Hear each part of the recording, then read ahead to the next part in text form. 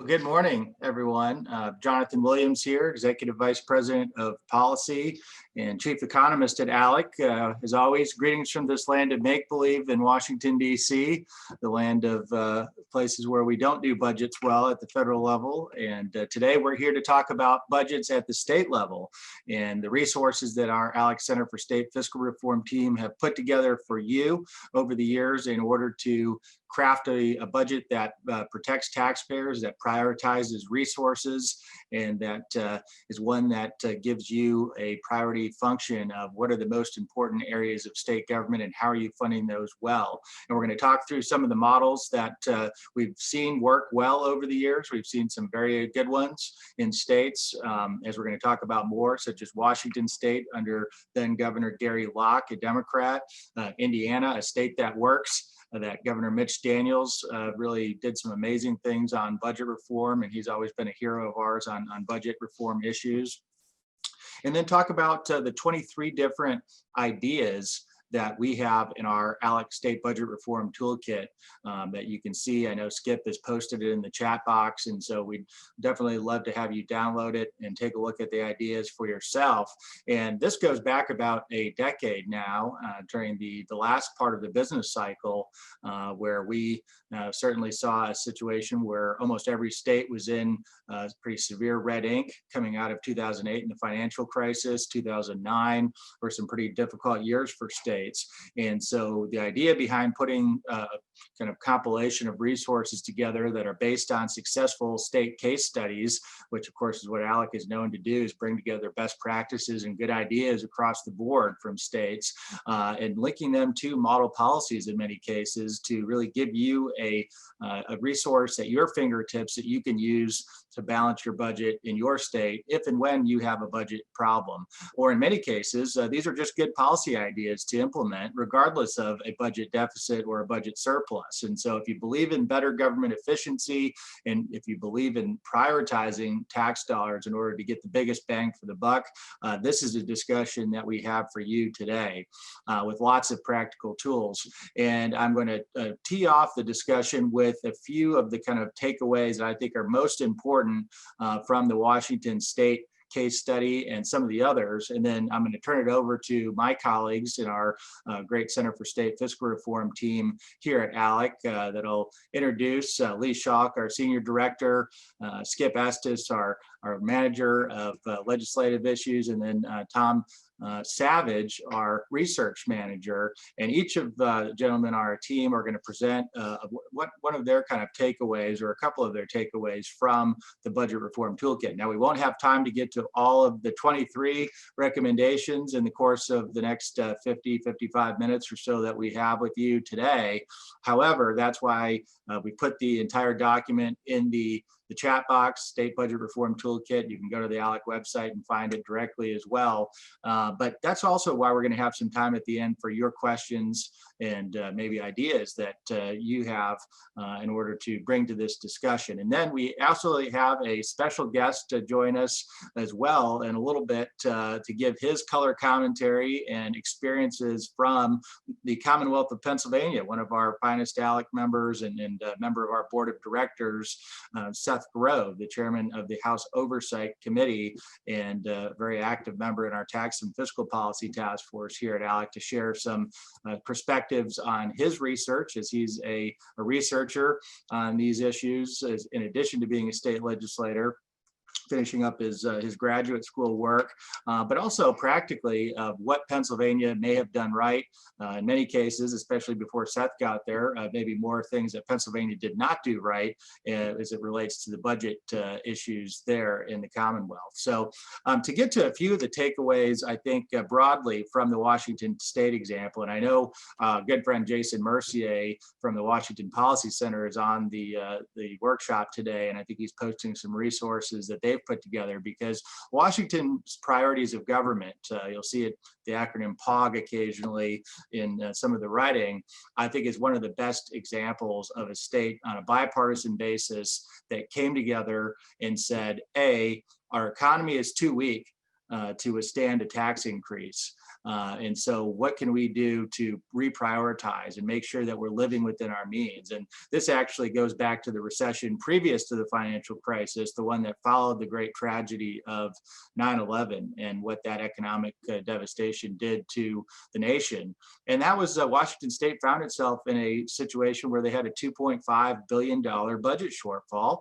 And you had Republicans running one house of the legislature, Democrats running the other house, and then Democrat Governor Gary Locke, who went on to serve in the Obama administration as Secretary of Commerce. They came together and said, yep, we're not going to raise taxes. What we need to do is do what every small business owner and every family has to do at a kitchen table style of budgeting, which is decide between needs and wants and make sure those things balance. And so one of the things that we've really encouraged over the years, and really kind of ALEC legend Bob Williams, who is also from Washington State and just a great friend of so many on this conversation I know, is encouraged us to get away from traditional thinking of just taking last year's budget and then fast forwarding to the current year budget and just arguing over the marginal change when it comes to caseload increase or inflation or population growth or something like that. Now, those are all important discussions to have as well, but let's not just take last year's budget as it was done perfectly, right? Because I mean, if I asked for a show of hands here on a Zoom, or if we were in person, you know, and asked, did you do your budget correctly and perfectly last year? I don't think we'd see many hands from any party of any legislator represented, right? And so let's look under the hood. Let's open up that hood again and see what are the areas that we need to fix. And so that's really the kind of the change of philosophy that we've worked with legislators now over the last decade plus to encourage. And then when it comes to priority-based budgeting, and this gets called a lot of different things, sometimes performance-based budgeting, sometimes people talk about it in terms of zero-based budgeting, and we can talk through maybe some of the differences there. But priority-based budgeting in Washington State was really based on 5 questions that they started the process with. And those 5 questions we actually have on the screen now. And a lot of people love to write these down and kind of think through it with your colleagues and caucus members, or if you're on a budget or appropriations committee. These are really important questions to always be asking, or at least have in the back of your mind as you're thinking through various proposals and ideas for how to spend your limited resources. First, what is the role of government? Right? I mean, that is a big question for those of us who believe in limited government. And what's the role of the state government versus local governments? And then hopefully a very limited role for federal government as it relates to state issues. What are the essential services that government must provide to fulfill its purpose? How do we know if government's doing a good job? Now, let's think about that. If you're an entrepreneur in the private sector, how successful will you be over the long term if you don't know what it looks like to be doing a good job? What are the metrics there to know whether you're doing a good job? What does success look like? What should all of it cost? And then when cuts must be made, how will they be properly prioritized? So those are the 5 dangerous questions that help kick off the process of priorities of government and priority-based budgeting in Washington State. And then another kind of 3-part test that I think is often good to look at, whether you're looking at government spending or maybe handouts through the tax code or other kinds of government subsidies, is the great Thomas Sowell, one of the most fantastic economists out there, one of my favorites, and I think really a national hero. His 3-part test is this: compared to what, at what cost, and what hard evidence do you have? Those are good questions to live by when you're looking at any kind of government subsidy, handout in the tax code, or government spending. And so with those, I think it's really kind of important to think through overall on philosophy of budgeting. And I think this budget reform toolkit provides some really good ways for you to be able to start rethinking the way that you do budgets in your state relative to maybe how they've been done in the past. And it gives you some very tangible tools that we're going to spend some time talking through here with my colleagues from the Center for State Fiscal Reform in just a moment.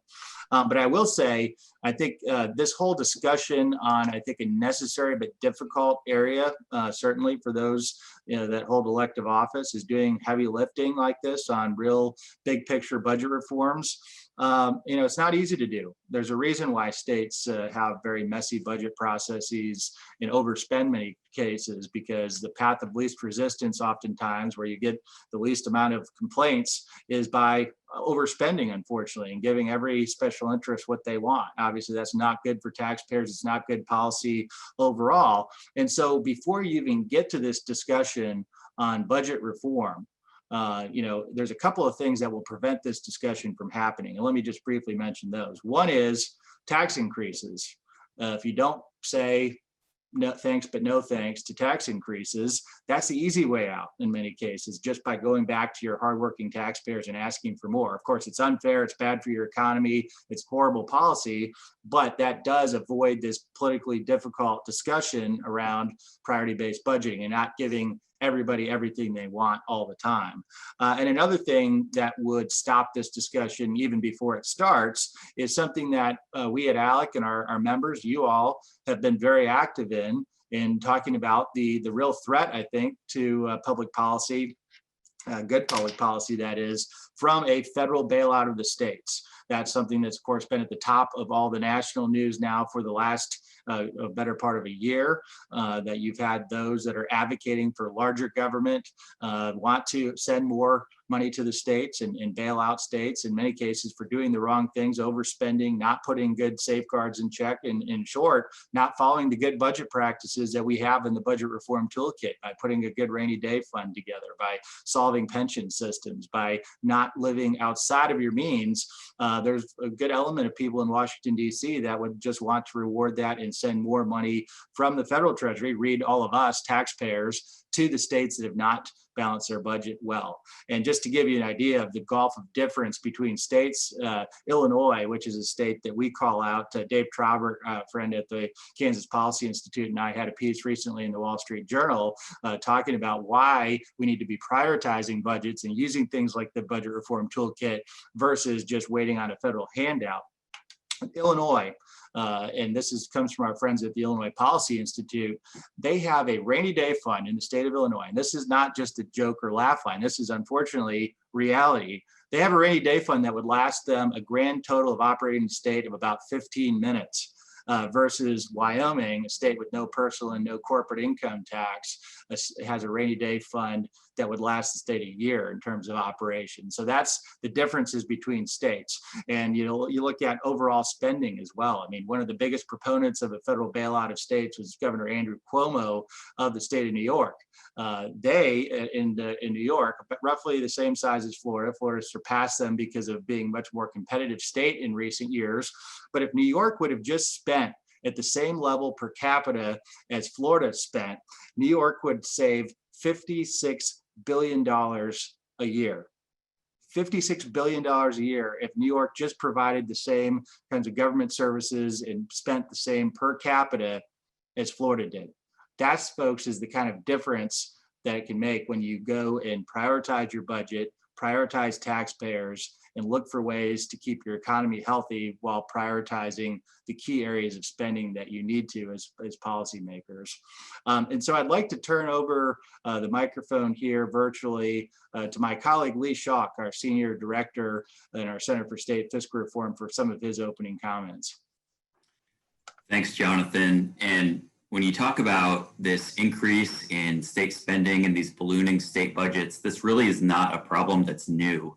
We know that state and local direct general spending has grown by almost 90% over the last 40 years. And one of the ways that state government budgets grow out of control is through an oversized government employee workforce. That's one of the reasons why in our publication, Rich States, Poor States, one of our 15 equally weighted policy variables that we look at to determine our rankings on state economic growth is public employees per 10,000 of population. And, I'll give an example. Wyoming, I think they have the largest that we've tracked with, I think we said 868 state government workers per 10,000 residents of the state. And so an oversized state government workforce can really place an immense strain on a state's budget. And looking at our toolkit, here are a couple of ideas to help address this issue. First of all, states can adopt a flexible state hiring freeze. This really allows agencies to operate at their existing staff levels while ensuring the overall size of the government workforce doesn't grow. And a freeze also really forces agency managers to focus on the most important programs while maintaining adequate service levels. Now, during the COVID-19 pandemic, by our count, we've seen 20 states that have implemented their own hiring freezes, and wisely so. But this is clearly something that needs to be done during times when state economies are strong. And one of the examples that we like to point to, several years ago, the Thomas Jefferson Institute and the Reason Foundation, they did their own examination of unfilled positions in the state of Virginia. And what they found was that 7,600 unfilled government positions, if left unfilled, and keep in mind, these were deemed non-critical positions. By not filling them, the state could save $500 million a year, or over the 2-year budget cycle, $1 billion. Now, during a temporary freeze, really all states should be conducting their own audits like this to assess the need for budgeted positions, which leads me to my next point. The next idea would be to eliminate positions that have remained vacant for 6 months. Now, typically hundreds, if not thousands, of unfilled government positions exist on paper, and they've been budgeted. But it's really common sense here. If a position has gone unfilled for at least 6 months, I think it's safe to assume that it's not critical to public safety or the basic operation of state government. And then finally, states can look to delay automatic pay increases during times of budgetary strain and budgetary deficit. Now, we've seen during the pandemic that many workers, many of our neighbors, many business owners have lost their incomes. Meanwhile, we also know that government employees typically receive automatic pay increases. They have generous vacation benefits, insurance benefits, and more. And this isn't an easy thing to do as policymakers in state government, but in times of budget deficits, policymakers really should consider delaying those automatic pay increases for state government workers until the rising costs of government can be brought under control. So with that, I will turn it over to my colleague, Tom Savage, our research manager. Thanks, Lee. As Jonathan and Lee had mentioned, there are lots of topics to cover in the state budget reform toolkit, but the topics I'd really want to focus on today are pension and OPEB, other post-employment benefit, that is, reform. And JW and I actually recently had an article in Tax Notes talking about the impact of the economic downturn caused by COVID-19 and how public pension plans can really benefit from the types of reforms that we're recommending. One state to look at a perfect example is the state of Wisconsin. About almost 10 years ago now, in 2011. The Wisconsin state legislature and then Governor Scott Walker had implemented numerous, we call them cost sharing mechanisms, one of which requires that any sort of investment loss on the public pension assets have to be made up for by contributions from public employees themselves. And this gives the public employees what we call skin in the game, so that they are just as invested as the taxpayers are in making the necessary contributions to the public pension fund. And this also has a second effect. It gets public employees to nudge the pension plan managers, those that are managing the investment assets of the public pension plan, to invest more prudently and more responsibly, because quite often we see that many state pension plan managers are chasing reforms. They're investing in these very high risk assets, and sometimes that pays off, but quite often the investment returns fall far short of that assumed 7% return on investment. This year alone, even with the economic reform, some states are lucky to see 1% return on investment if they're not seeing a total loss.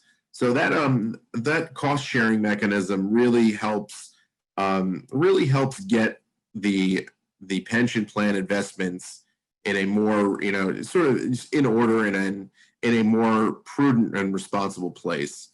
One year I always like to point to 2008. Because of course in 2008, similar to 2020, retirement investments took a huge hit. But as the data shows in 2008, and I'm sure the data will show once the dust clears for 2020, is that the states that had the most prudent investment practices took the smallest hit, whereas states like California, which invest in politically activist causes and get involved in what we call environmental, social, and governance investing, took the worst hits. And then, of course, also recommended in our toolkit is to reform the pension system and to enroll all new hires in a 401k, or as we like to call it, the defined contribution pension plan, where the state matches contributions into an individual 401k account. Now, this is important not just for saving costs on public pension plans, but it really helps the public employees have retirement savings that adapt to today's workforce. Now, back in May, the U.S. Bureau of Labor Statistics reported that for employees from the ages 18 to 32 have about 8 full-time jobs between that time, and the first 4 of those jobs occur when those workers are ages 18 to 22. So within that first 10 years, they've already had half the jobs they're going to have by the time they're 30. And we're seeing cases of people staying at the same job for their entire career becoming the exceptional case rather than what normally occurs. So a 401k allows a public employee to take their retirement savings and have it follow them wherever they go. That means that if they have to move, if they decide to transfer to the private sector, and even if they leave a job and then come back to that original job, whatever they do, that 401k follows them wherever they go, and they can take it wherever is needed. And there isn't a vesting time, as we call it vesting, where an employee has to pay into the public retirement, into the pension for a certain number of years. In some cases, it's up to 5-10 years now before they're eligible for benefits. There's no wait time to be eligible for a 401k. They start putting money in that account, and right away it's theirs, and it follows them to wherever it goes, whether that's out of the state, within the state, to different jobs. And with that, I think I will pass it off to back to Lee, or if Skip is up.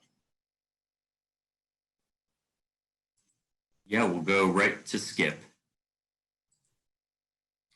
Yeah, I'd like to highlight another, what I think is an understudied aspect of federal budgets, and that's the impact that federal spending has on what states spend themselves. Just a couple of figures to demonstrate how the problem has grown over years. Back in 1960, so only about 70 years ago today, or no, 60 years ago today, that federal grants accounted for a total of $7 billion. Fast forwarding to 2018, that amount grew to $728 billion. So that accounts for 31% of all state spending comes from federal sources. Now, that might not seem like a problem, but as Milton Friedman said, there's no such thing as a free lunch. And all of these federal grants come along with strings attached for state spending as well. A George Mason University study back in 2010 found that for every $1 of federal grants, states and local governments increased taxes by 32 to 42 cents. Professor Eric Fruits from Portland State University, in a similar study, but over a longer time frame, found that for every dollar of federal grant money, states raised taxes by 82 cents. So we're seeing that although those might appear like free money for state lawmakers, for state taxpayers, this is actually a very expensive way of doing business. So I would say probably one of the largest contributing factors to this increase in federal grant money, while state lawmakers certainly do sign up for grants themselves, one of the underexamined aspects of this growth is coming from state agencies.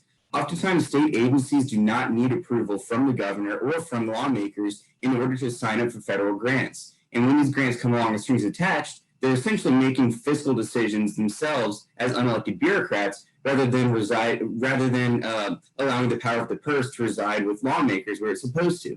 So in terms of what states can do to get more control over the amount of federal obligations coming through grant programs is to operate, the state of Rhode Island does this, is to operate a grants management and review system. So what they do, which honestly I think is the first step to getting control over this problem, is just doing an audit of the federal grants that are in your state. I think one of the biggest barriers to lawmakers to get control over the grants problem is just an information gap. It's really difficult to tell what obligations are coming as a result of federal grants. So just collecting information on what grants your states are signed up for and building cost estimates from the impact that these grants have on state budgets is a great way to collect information on what obligations your states have. And then once you do that, you have a great opportunity to go through that list, through the audit, and figure out what grants you believe are necessary for your state government and which are grants that you believe are actually a net cost for your state, and you can get control over those costs. The next step is to get power of the purse back from unelected bureaucrats and put it back in the state legislature where it's supposed to belong. So a great example of the states that has done this is Utah, with their financial ready package of policies put together by great ALEC allies like Wayne Niederhauser and Howard Stevenson when they were in the legislature.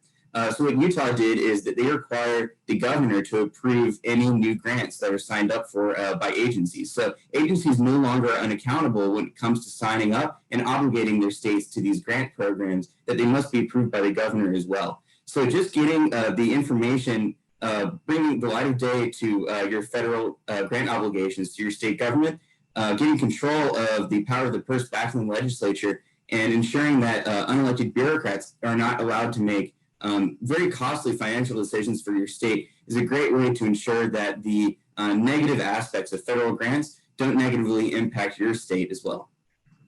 Great, thanks, Skip. And that was a great comments. Now I want to bring in our legislative hero on the discussion, Representative Seth Grove, Chairman of the House Oversight Committee, and someone who I know because I've talked to him so many times about these things over the years, spends a lot of time thinking and researching these topics directly. So Representative Grove, give us your commentary on what's discussed and maybe what else we should be discussing here when it comes to budgets. Jonathan, thank you so much. For any legislator, the budget toolkit is a great starting place to review how your budget process works and best practices and how to adopt new and innovative thinking within your budget process. Here in Pennsylvania, we do incremental budgeting, and a lot of states still have that process where you just go back and just give more money to line items in the budget just because they got X amount last year. Those kind of decision makings are fully political in nature and don't allow you to have a full discussion of whether you actually need to put more dollars into those programs are even working. We're at the point where we continue to add new programs, but yet we're struggling to fund the programs we have. Our Medicaid budget is growing 6 to 8% each year. And by the way, we expanded Medicaid and we still have hospitals screaming that they don't have enough money. So for you states that have not expanded Medicaid under Obamacare, it's a great lesson because you're still going to get a financial hit. It still will not be enough money for any of those stakeholders. They'll still come back and want more money.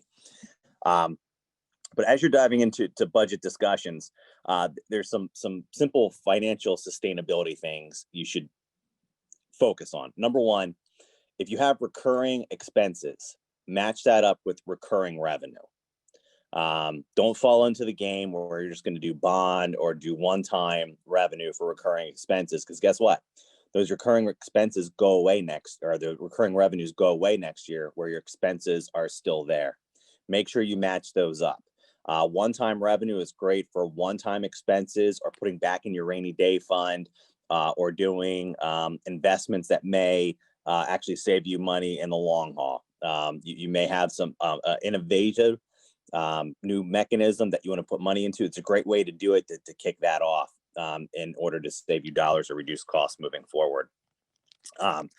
It's kind of funny, you go over the base where Jonathan went over. The Democrat models of performance-based budgeting they've used to not raise taxes in heavy Democrat states. Washington was a great example in 2008. They sat back and said, we're not raising taxes. We're going to readjust their spending. We're going to reprioritize government, and we're going to deliver better services at a lower cost for our constituents. And that's really your thought process going into government budgeting. There's a great book, former budget director of the city of Baltimore. If you don't know anything about Baltimore, the president wasn't wrong about the rats in Baltimore, because that's a performance benchmark they use for their trash collection. Is they do a count of rats every single week, which is crazy, but they try to use performance measures to direct their spending.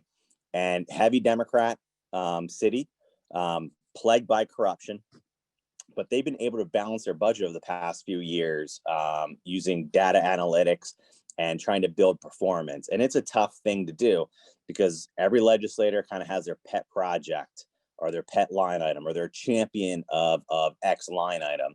So it's tough to wrap your head away from the old model of we're going to have, Representative Grove champion our thing. We're going to give him accolades. We're going to give him awards. And, he's going to protect our line item in the budget.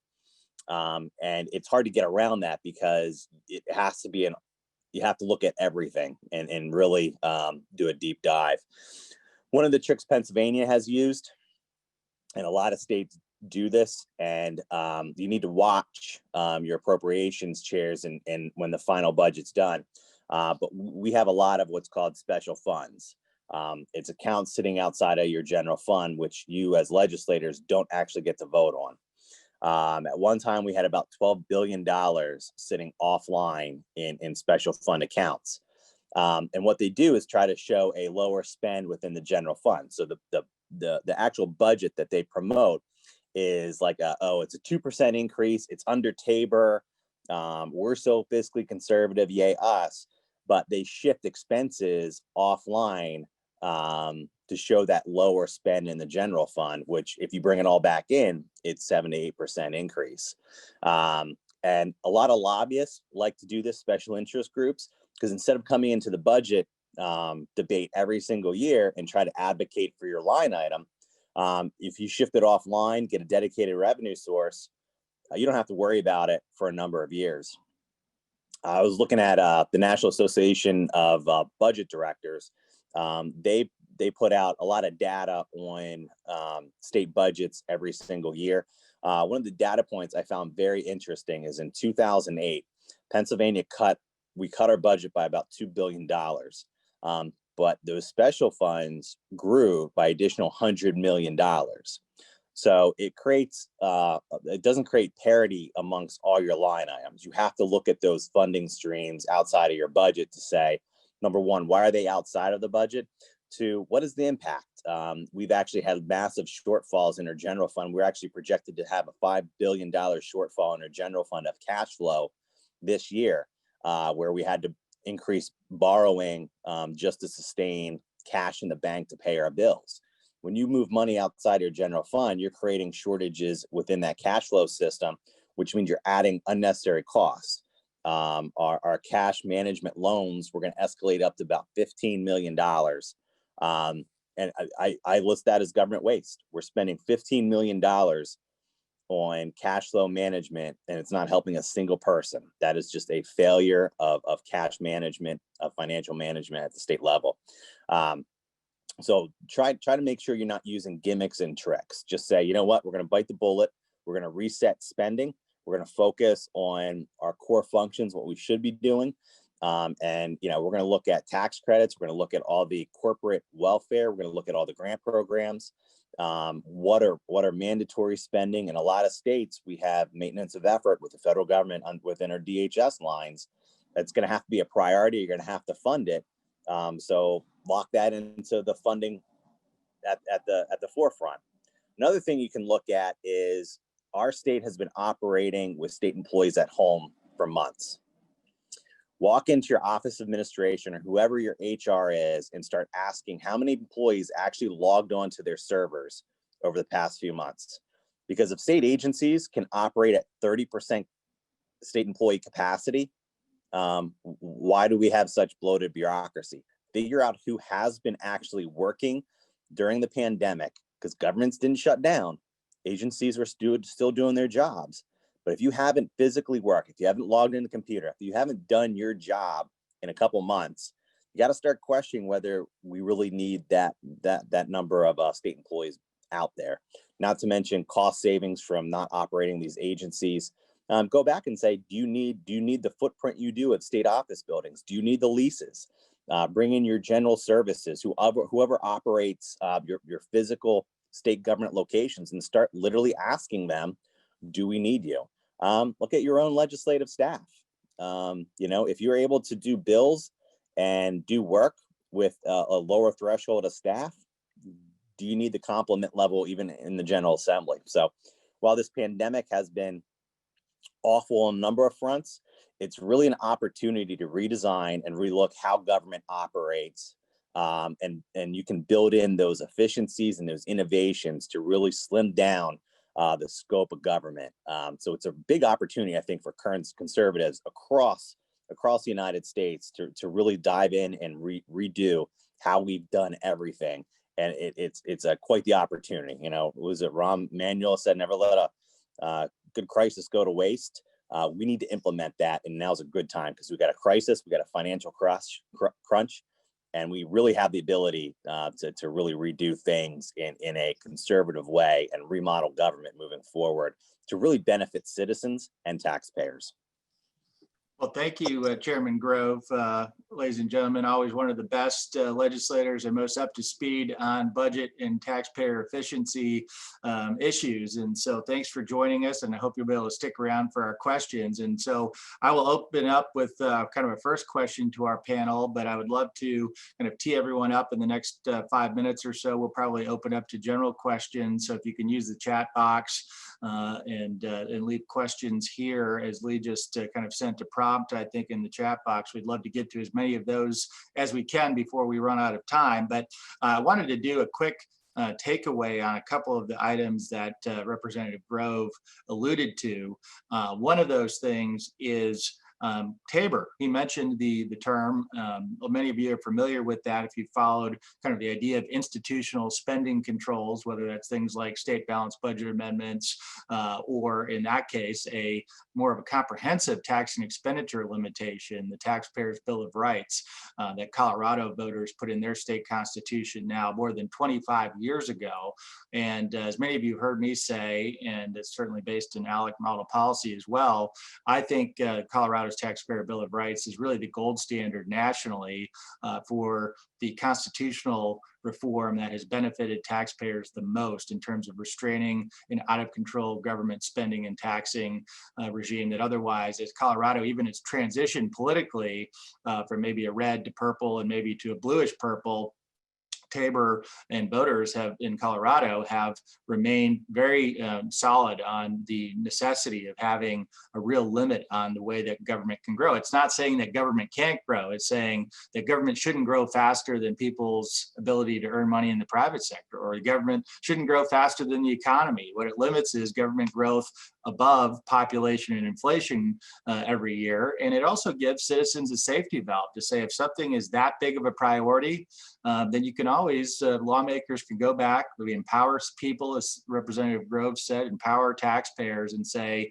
we need to spend, or we want to spend this much more than population inflation, or we want to have a new tax, or we want to have a tax growth above population inflation. All Colorado policymakers are required to do under Tabor is go and get voter approval for those things. So this is the ultimate putting people ahead of politicians when it comes to crafting a budget that's sustainable. So I'm glad that you mentioned that, Chairman Grove. And it's also kind of, when you look at institutional budget issues, balanced budget amendments, another very interesting topic, all over the map in terms of their effectiveness, because 49 out of the 50 states have some sort of a balanced budget requirement. Vermont's the only state that's usually regarded as not having one. But clearly California, something's gone awry with its balanced budget amendment, the way that its government has grown, versus, let's say, back to a state that works, and Mitch Daniels and Governor Mike Pence and so many other leaders there, Governor Eric Holcomb, one of our top rated governors in our new Laffer ALEC report, a balanced budget amendment that also works in a place like Indiana. So the details are important when looking at how to design some sort of institutional spending control or balanced budget amendment, because sometimes allowing legislators to go down and talk about how they draft a limitation without looking at kind of implications for, will it be really effective or not? That's something that's really important to hit. And I think Chairman Grove wanted to jump in on maybe that point for another comment. Yeah, as legislators head back into session, your first vote on swearing in day is actually your rules that govern how you do things moving forward. I actually sent a letter up to our leadership team requesting that we put in our House rules a Tabor provision that basically says, the House of Representatives cannot vote on any appropriation which is violation of Tabor. That does a couple things. Number one, we can do it. Like, I don't need a governor, I don't need a Senate, I don't need anybody else to sign off on anything. I don't need to go to the process of a constitutional amendment. But what it does is sets a foundation that our leadership team says, sorry, at the negotiating table, we have rules in place that we can't go above this spending level. So try to lock it in on the forefront. Two, if you want to go above it, you have to have a vote and suspend those rules, which is a pretty powerful tool, because then you're getting members basically on the record saying we want to go above Tabor moving forward. So it really provides a really good check to excessive spending, really hold your leadership to the fire, because a group of members can say, you know what, sorry, we're not suspending the rules for Tabor, so you're gonna have to figure out a budget that lives within our means moving forward. So as you're looking at your rules moving forward, there are innovations you can do right away at the beginning of the session that will really impact you for the rest of your sessions over the next 2 years. So something to think about as leadership is you're coming back into session and people are asking what's in our rules moving forward. Great points there. And that's a very practical way to get to this important policy change without waiting to in many of your states, a very long process to amend your state constitution and put something like Tabor in a constitution. So great comment on that point. I did want to also kind of mention, Texas, a state where we had a great conversation at our opening session to the ALEC meeting yesterday with Governor Abbott, our top rated governor in the country right now in our new report. Texas has basically done that, whether it was through a rule or not. They've kind of had a voluntary Tabor in a way, in effect, because the legislature and the governor have kept spending within the bounds of population inflation now over the course of the last several years. So this kind of goes back to one of our key takeaways always is you have to balance spending and taxes. And one of the keys to states like Texas to keep a low tax environment that's attracting businesses every day. You saw HP's announcement of relocating its headquarters to Texas just this week, is because they keep spending lower. And the states without income taxes like Texas and Florida and Tennessee and some of the best growth states in America are states that keep tax burdens low because they keep spending low. And that's that connection that we always have to keep in mind. So I'd like to kick off an opening question to my panelists here, and then Representative Grove too, as well, in the Pennsylvania area here that he may want to address. But, you know, we talked a lot about positive budget reform changes, and I'm a positive guy, a happy economist. I always like to talk about positivity and good policy reforms. But what about the other side of it? You know, what are some unforced errors that you all see that lead to budget problems? I see Representative Grove nodding his head. I think he might want to kick this one off, and then we'll go to the other panelists. All right, one of the worst things you can do is bond for operational funds, because it's one-time revenue and then you're saddled with debt for 20 years. Many states use that mechanism as a funding source. Unfortunately, Pennsylvania did that a few years ago with the tobacco settlement, monetization, securitization bond. So now we have, you know, a huge amount of you know, tobacco settlement, and they never actually used tobacco settlement. They actually used cigarette tax money as a revenue source, because they didn't want to cut they didn't want to cut the expenditures to what tobacco settlement was actually being used for. So it was a huge double whammy. Actually ended up being a triple whammy on the revenue and expenditure side. But that is probably the worst thing you can do. A group of us, we actually came up with a plan. It was about a $1.5 billion bond. We came back and said, you know, if we're going to go down this route, obviously there's not interest in actually cutting expenses. It was a time where the budget was approved without a way to pay for it.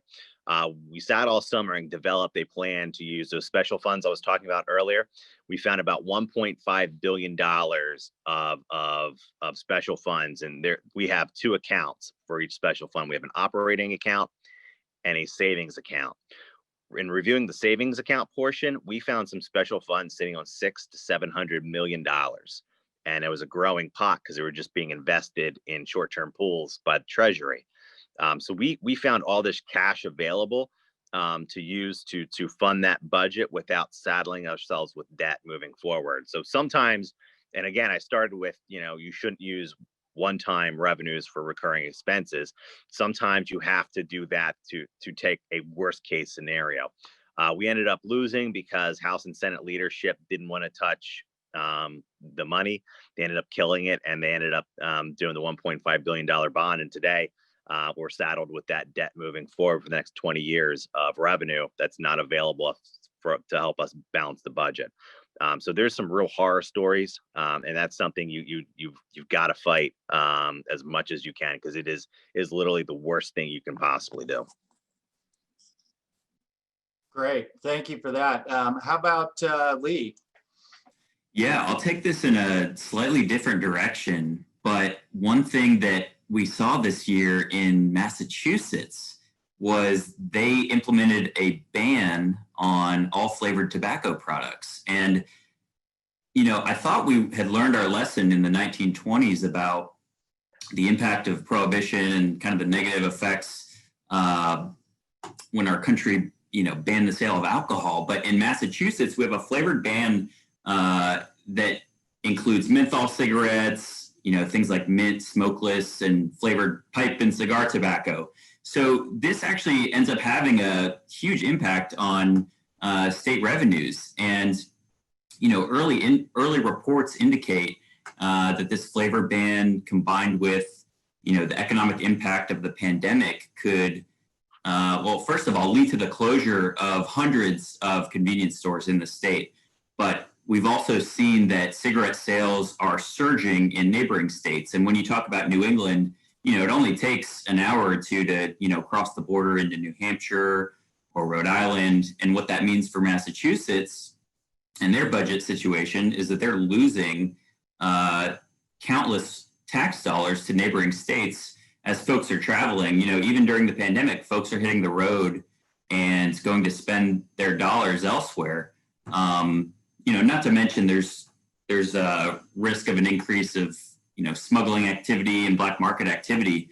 But some of the numbers that we've seen already on the impact of state revenues from the time this flavor ban was implemented in Massachusetts on June 1st, 2020, through the end of October of this year, Massachusetts, their cigarette excise stamp sales were down 26%, more than 26%. Now, that equated to a revenue loss of around $58 million. Now, conversely, in New Hampshire, they gained tax revenue of $25 million. And in New Hampshire, or I'm sorry, in Rhode Island, they gained a tax revenue of over $9 million. So when you talk about unforced errors, when you're looking at budget reforms, we've talked about here are the things that where you can shore up your budget, you can find cost savings, you can spend less. This, I think, is an example of a policy that really, you know, if folks are looking to implement something like this, they're really going to kneecap themselves when it comes to shoring up their state budget. Great points there. And I know New Hampshire and Massachusetts are often in competition, being such close neighbors. And my money is always on the live free or die state, New Hampshire, to win those competitions. And here's just yet another example of how that's the case. In fact, at our lunch session today, you'll hear from Governor Sununu from New Hampshire, who I think is going to address some of these issues. And also to that point, Massachusetts' recent attempt to go after New Hampshire and workers that are working from their homes now, New Hampshire residents, and trying to cross state lines with their income tax authority to go at remote workers. So just another way that those two states continue to compete with each other, I would argue in this case unfairly in Massachusetts, trying to go across state lines to get that revenue. But it reminds me of the story of the Massachusetts legislator that was found out after voting to raise alcohol taxes liquor taxes in Massachusetts, was photographed going across the state line into New Hampshire to the New Hampshire liquor store on the line in order to buy at lower tax rates. So these things do matter, especially in those areas that have that close jurisdiction that this commerce can easily flow across state lines. So great points there. Let's say, Tom, let's go to you next and then Skip. Sure, thanks, Jonathan. I actually, I'd love to bounce off a point that Representative Grove brought up, and specifically, I'd like to switch the focus to pension obligation bonds. So, pension obligation bonds are often, sold as a form of refinancing pension obligations. But it's, if you squint real hard, it looks like the annual expenses for pensions are lower year to year over the like in the state financial documents, but it actually increases unfunded liabilities and also increases the total number of what we call hard debt or bonded obligations for states as well. And the perfect case of this is in the state of Illinois. So as of October of this year, Illinois has about $13 billion, billion with a B, of outstanding general obligation bonds just for their pension plan. And if you see our state bonded obligations report, they have over $100 billion of outstanding bonded obligations total.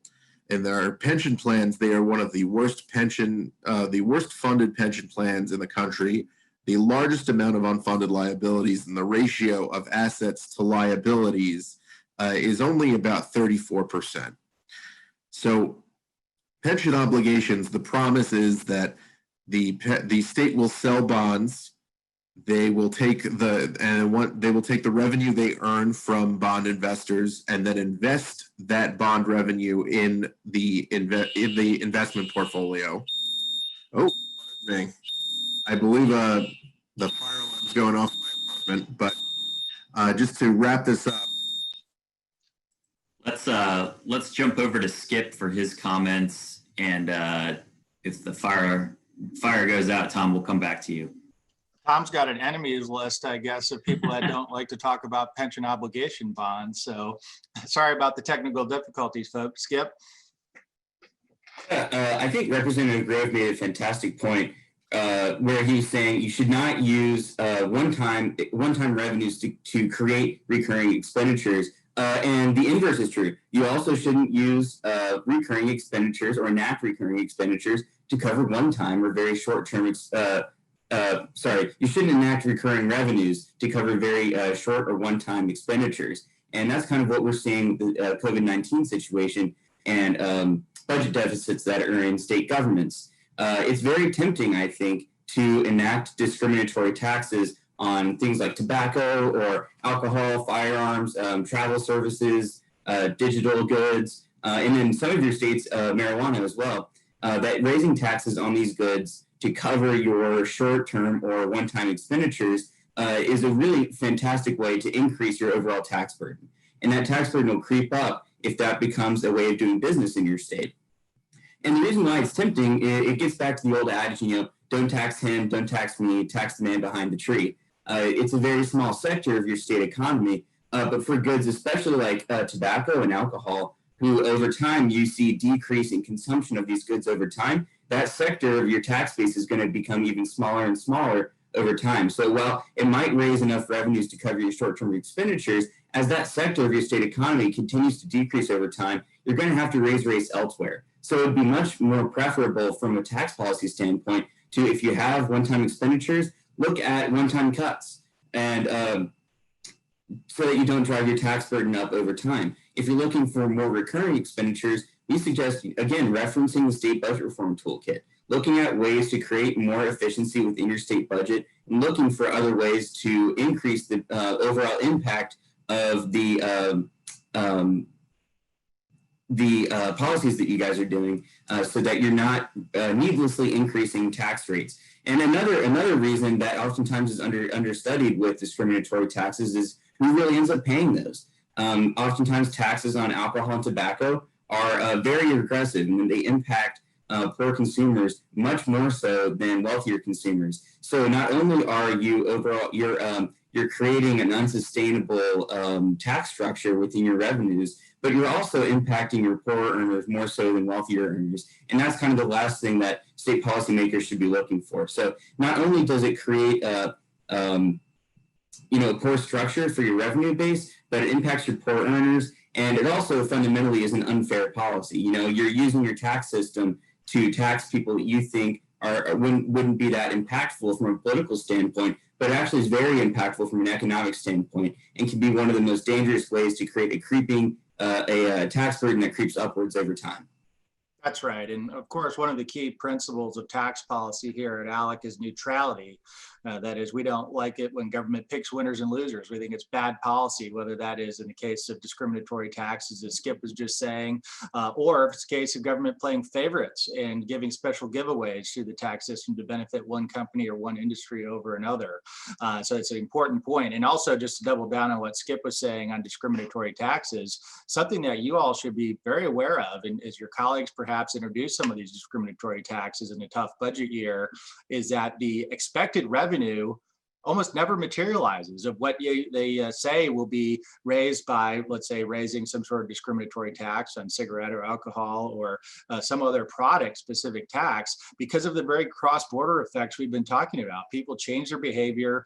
They will buy across state lines, especially in areas like New Hampshire versus Massachusetts. Perfect example where it's very easy in people's suburban Boston to go across the state line. They very commonly do that to even see family members.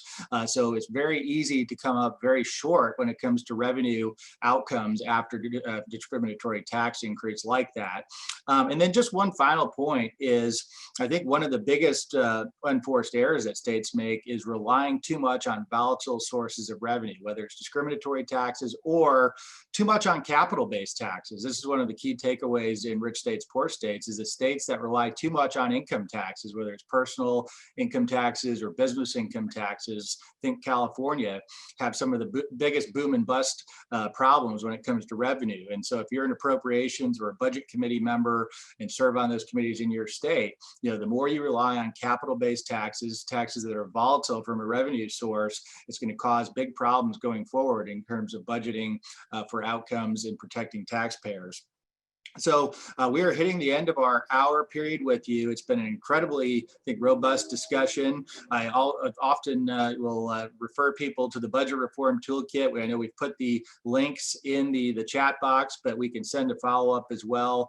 We think it's a great resource, and we're always looking to ways to update it. And we're continually, Skip and Lee and Tom and I are putting our heads together for how do we add new tools that maybe you're successful in your state. So be in touch with us with ideas that you think we should be adding.